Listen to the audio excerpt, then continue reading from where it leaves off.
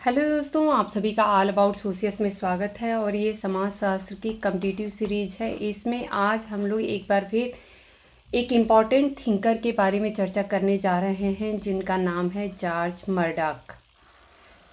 George Murdock आखिर में कौन थे और इनका समाजशास्त्र में क्या कंट्रीब्यूशन रहा है, कुछ क्वेश्चंस इनसे संबंधित आ जाते हैं। तो उससे अदर देन कुछ इनके क्या कॉन्सेप्ट हैं या कंट्रीब्यूशन है, उसके बारे में भी हम लोग समझेंगे। इनकी इम्पॉर्टेंट बुक्स कौन सी हैं उसको भी हम लोग डिस्कस करेंगे। तो चलिए हम लोग लेक्चर प्रारंभ करते हैं। यहाँ पे आप लोग जीपी मर्डॉक की इमेज देख सकते हैं। नॉर्मली हम लोग जीपी मर्डॉक के नाम से ही या फिर मर्डॉक के नाम से ही इन्हें जानते हैं। इनका कंप्लीट नेम है जॉर्ज पीटर मर्डॉक और इनका जीवन काल जो है वो 11 मई 1897 से 29 मार्च 1985 तक रहा है। यहाँ पे मैं ये भी बता दूं कि जो लेक्चर के कंटेंट हैं वो हिंदी और इंग्लिश दोनों में अवेलेबल है, बट हम लोग डिस्कशन जो है वो सिर्फ हिंदी में ही करेंगे, क्योंकि लेक्चर फिर बहुत ज़्यादा लेंदी हो जाता है। तो हमारे जो इंग्लिश वाले स्टूडेंट होते हैं तो वो लोग चाहिए तो पॉज करके और रीड कर सकते हैं। ओके, तो जॉर्ज पीटर मर्डॉक, जिन्हें हम जीपी मर्डॉक के नाम से भी जानते हैं, यह एक अमेरिकी मानव विज्ञानी थे, यानी एंथ्रोपोलॉजिस्ट थे, जो येल विश्वविद्यालय और पिट्सबर्ग विश्वविद्यालय में प्रोफेसर थे। उन्हें नृवंश विज्ञान, जिसे हम लोग एथनोलॉजी कहते हैं, अध्ययनों के लिए उनके अनुभवजन्य दृष्टिकोण और विभिन्न संस्कृतियों में परिवार और रिश्तेदारी संरचनाओं के उनके अध्ययन के लिए याद किया जाता है। 1200 से अधिक, यहाँ पे आप लोग देख सकते हैं, 1200 से अधिक पूर्व औद्योगिक समाजों पे, यानी जो प्री इंडस्ट्रियल सोसाइटी थी, उनके 1200 से अधिक जो ऐसे हमें परिवार दिखेंगे, या ये हम कहें कि परिवार भी नहीं बोल सकते हैं, ये कहेंगे कि प्री इंडस्ट्रियल 1200 सोसाइटीज़ पे उनका 1967 का नृवंश विज्ञान एटलस, ये एक एटलस रहा है, और जिसे हम एथनोग्राफिक एटलस कहते हैं। ये डेटा सेट प्रभावशाली है और सामाजिक विज्ञान अनुसंधान में अक्सर उपयोग किया जाता है।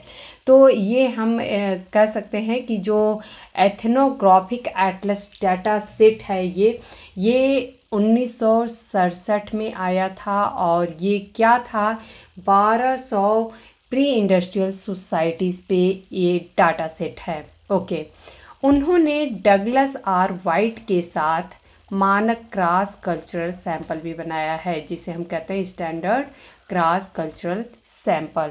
तो अगर हम कभी एग्ज़ाम में ऐसा पूछ दिया जाए कि स्टैंडर्ड क्रॉस कल्चरल सैंपल से किसका संबंध है, तो जीपी मर्डॉक का संबंध है, और साथ ही में डगलस आर वाइट रहे हैं। तो यहाँ पे आप कुछ जो इंग्लिश में की पॉइंट है वो आप लोग ध्यान दीजिएगा। एथनोग्राफिक एटलस रहा है। ओके, कितने 1200 प्री इंडस्ट्रियल सोसाइटीज़ पे ये बेस्ड रहा है। ओके, प्रारंभिक जीवन की बात यदि करें तो कनेक्टिकट के मेरिडेन में एक ऐसे परिवार में जन्मे जो वहां 5 पीढ़ियों से खेती कर रहा था। मर्डॉक ने बचपन के कई घंटे परिवार के खेत पर काम करते हुए बिताए और पारंपरिक गैर मशीनीकृत खेती के तरीकों का व्यापक ज्ञान प्राप्त किया। उन्होंने 1915 में फिलिप्स अकादमी एंडोवर से स्नातक की उपाधि प्राप्त की और येल विश्वविद्यालय में अमेरिकी इतिहास में बीए किया।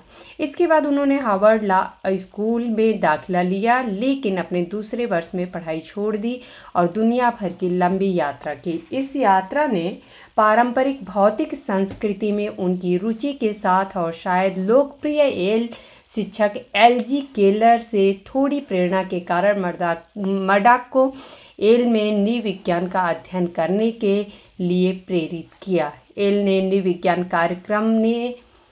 के नृविज्ञान कार्यक्रम ने अभी भी विलियम ग्राहम सुमनर की विकासवादी परंपरा को कुछ हद तक बनाए रखा है। अपने शुरुआती लेखन में भी मर्डॉक का विशिष्ट दृष्टिकोण स्पष्ट है। वह स्वतंत्र संस्कृतियों से डेटा के संकलन के माध्यम से मानव विज्ञान के लिए एक अनुभवजन्य दृष्टिकोण की वकालत करते हैं और फिर डेटा को उचित सांख्यिकीय परीक्षणों के अधीन करके परिकल्पनाओं का परीक्षण करते हैं। वह खुद को एक मानव विज्ञानी के बजाय एक सामाजिक वैज्ञानिक के रूप में भी देखते हैं और अन्य विषयों के शोधकर्ताओं के साथ लगातार संवाद करते हैं। येल में उन्हें जो जाना जाता है वो क्रॉस कल्चरल डेटा सेट बनाने के प्रयास में सहकर्मियों और कर्मचारियों की एक टीम को उन्होंने इकट्ठा किया था, यह मानते हुए कि एक क्रॉस सांस्कृतिक दृष्टिकोण द्वितीय विश्व युद्ध के दौरान अमेरिकी युद्ध के प्रयासों में मदद करेगा। मर्डॉक और कुछ सहयोगियों ने नौसेना में भर्ती हुए और कोलंबिया विश्वविद्यालय के एक कार्यालय से काम करते हुए माइक्रोनेशिया की संस्कृतियों पर पुस्तिकाएं लिखे। तो यहाँ पे आप लोग ये ध्यान दीजिएगा, माइक्रोनेशिया के कल्चर पे इन्होंने लिखा है।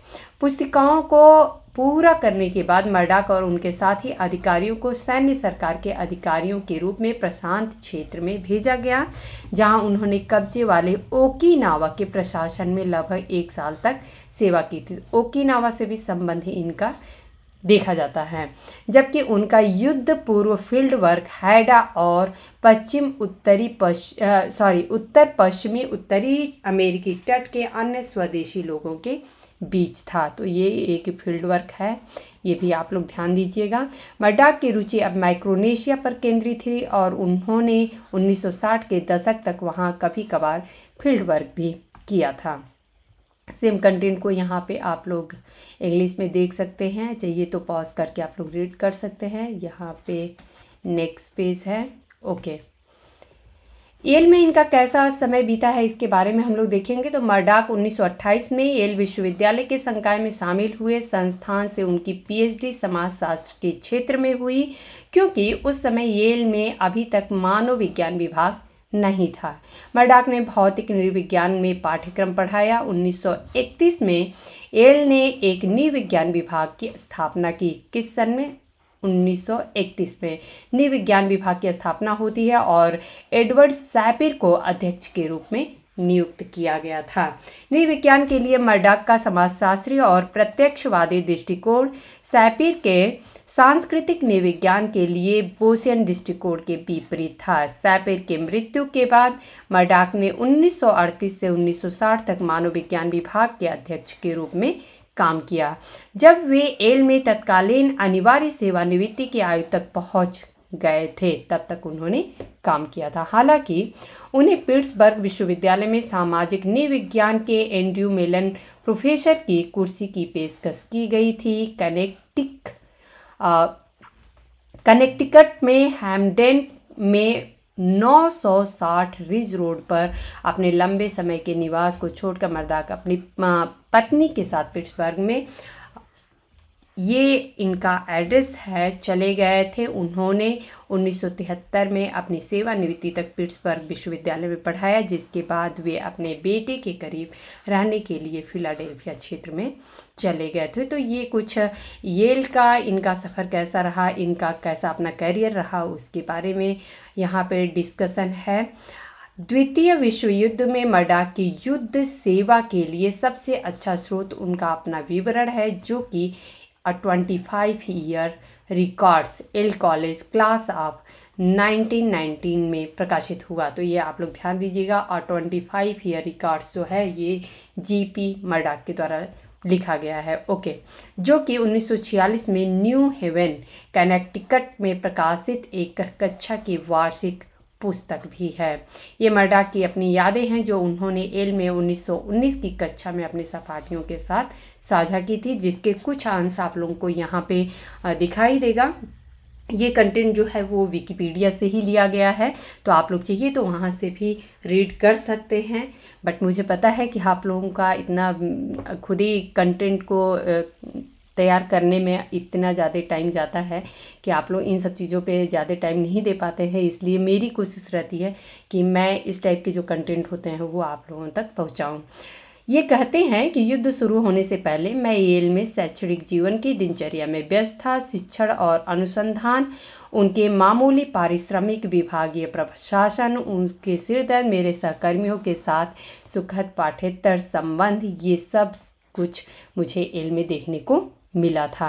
मुख्य रोमांच यह था कि येल ने सामाजिक विज्ञान में निर्विवाद नेतृत्व ग्रहण करने के लिए धीरे धीरे उन्नति की और उसमें भाग लिया। मैंने थोड़ा लिखा, थोड़ा आत्मसात किया, कुछ टेनिस खेला, एक चलचित्र विवाद में मध्यस्थता की और क्रॉस कल्चरल सर्वे नामक एक काफ़ी महत्वाकांक्षी परियोजना की स्थापना की। तो ये जो टर्म है ये आप लोगों को ध्यान रखना है, क्रॉस कल्चरल सर्वे। लेकिन न्यूयॉर्क टाइम्स ने इसे ज्ञान का बैंक करार दिया। फिर पर्ल हार्बर आया, जिसके विस्फोटों की गूंज अकादमिक हाल में भी सुनाई दी। नेशनल रिसर्च काउंसिल की ओशिनिया समिति की अपनी अध्यक्षता के माध्यम से मैंने युद्ध के प्रयास में देश के मानव विज्ञानियों को संगठित करने में मदद की। सेना और नौसेना के खुफिया विशेषज्ञों की सलाहकार पर मैंने क्रॉस कल्चर सर्वे को प्रशांत के जापानी कब्जे वाले द्वीपों पर तथ्य संग्रह संगठन में बदल दिया। अंतर अमेरिकी मामलों के समन्वय के लिए मैंने अमेरिका के सामरिक सूचकांक का आयोजन और संचालन किया, जो एक समान तथ्य संग्रह इकाई थी।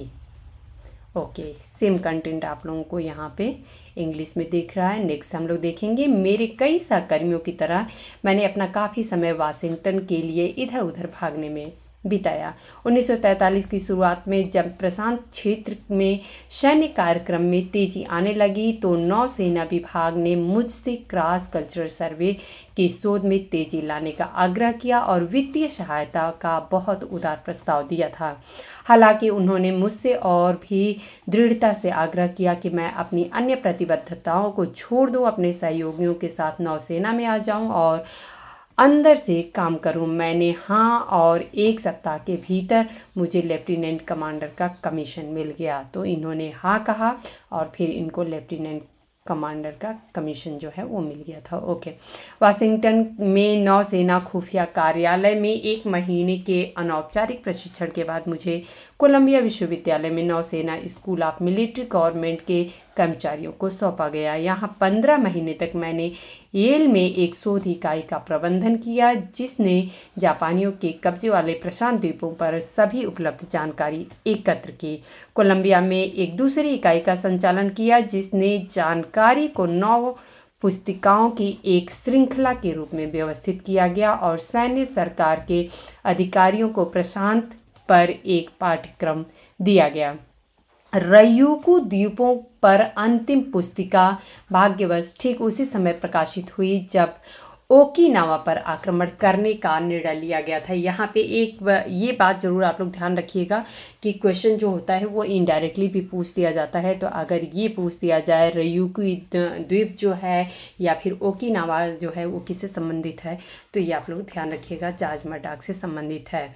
और मुझे उस ऑपरेशन की योजना बनाने के लिए 10वीं सेना के कर्मचारियों में शामिल होने के लिए हवाई भेजा गया था। पूरी योजना के बाद मुझे एक सैन्य सरकार अधिकारी के रूप में ओकिनावा भेजा गया था। तो ओकिनावा का संबंध जो है वो जॉर्ज मर्डॉक से है। ओके, तो यहाँ पे आप लोग इंग्लिश कंटेंट देख सकते हैं। ओके,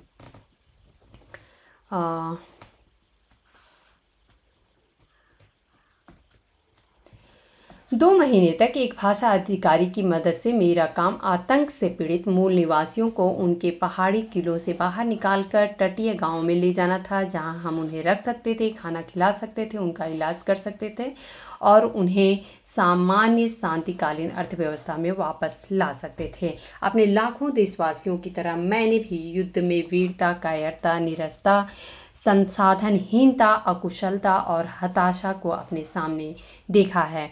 मुझे ओकिनावा और आसपास के द्वीपों के लिए सैन्य सरकार के मुख्यालय में स्थानांतरित कर दिया गया, जहां मुझे पहले राजनीतिक मामलों और फिर सभी नागरिक मामलों, सामाजिक और आर्थिक के साथ साथ राजनीतिक मामलों का प्रभारी बनाया गया।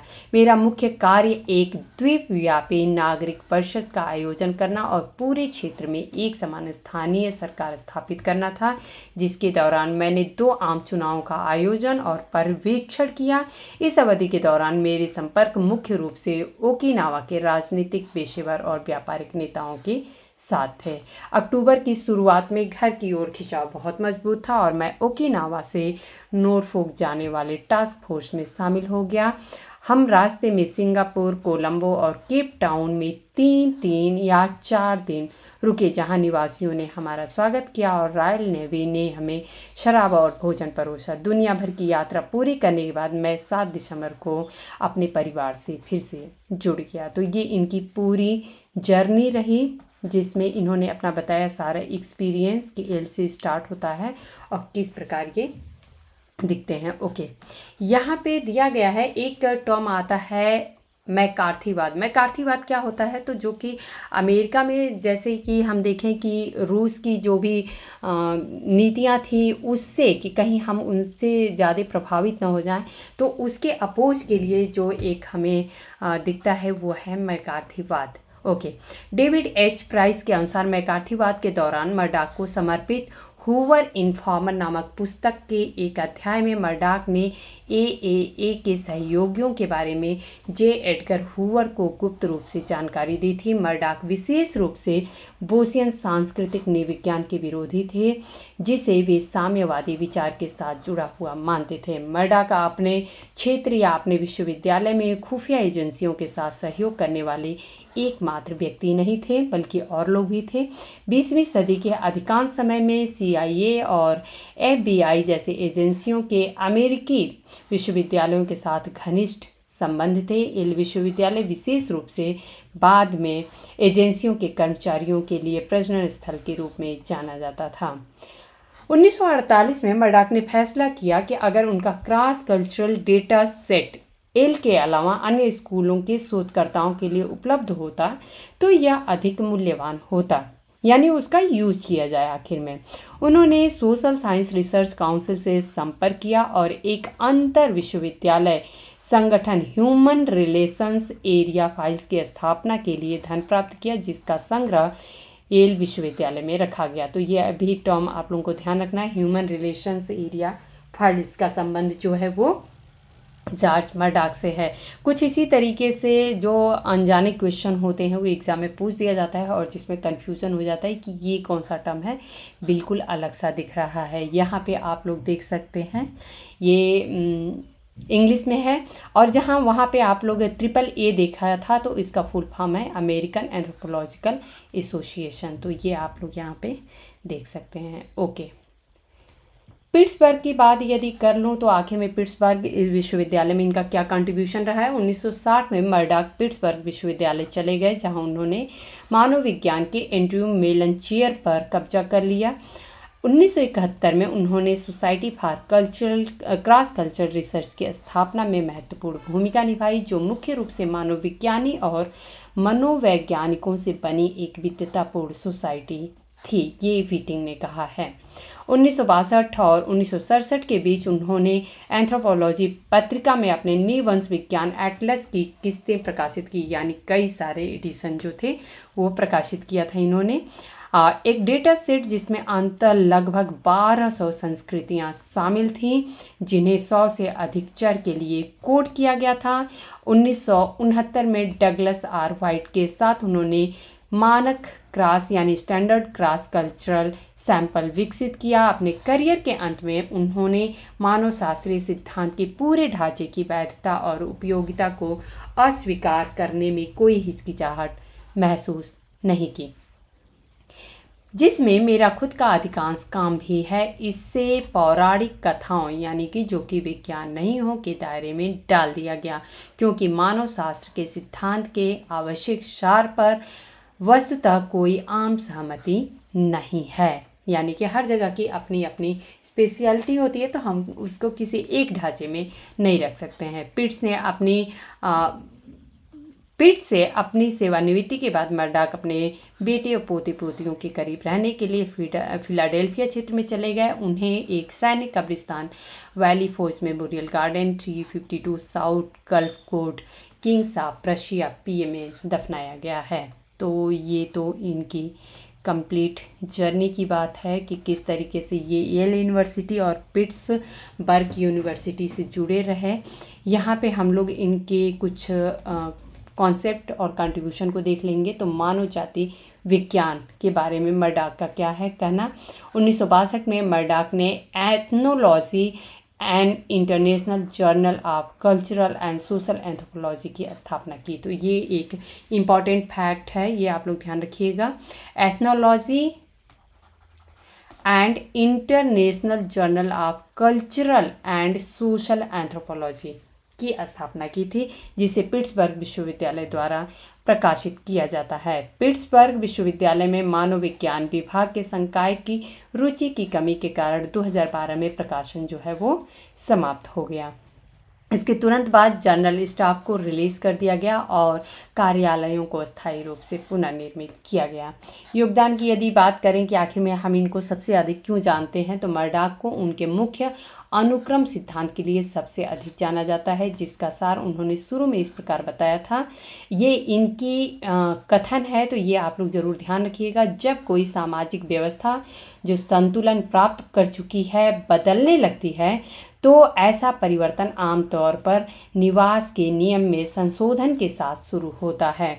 निवास नियमों में परिवर्तन के बाद निवास नियमों के अनुरूप वंश के रूप में विकास या परिवर्तन होता है और अंत में रिश्तेदारी शब्दावली में अनुकूली परिवर्तन होते हैं। तो ये कहते हैं कि जब भी हम सामाजिक व्यवस्था में कुछ हम जो संतुलन होता है उस सामाजिक व्यवस्था की, और उसमें अगर हम कुछ चेंजेस देखते हैं तो सबसे पहले हम देखेंगे कि निवास के नियम में संशोधन होता है, और इसके अकॉर्डिंग हम देखेंगे तो जो वंश के नियम होते हैं या वंश की हमें फॉर्म देखने को मिलते हैं उसमें चेंज होता है। फिर जो रिश्तेदारी की शब्दावली होती है उसमें हमें चेंजेस देखने को मिलता है। ओके, तो यहाँ पे आप लोगों को सेम कंटेंट इंग्लिश में दिख रहा है, और यहाँ पे आप लोग ध्यान दीजिएगा कि ये सीक्वेंस थ्योरी के लिए मेनली इनको जाना जाता है। तो यहाँ पे आप लोग ज़रूर ध्यान रखिएगा।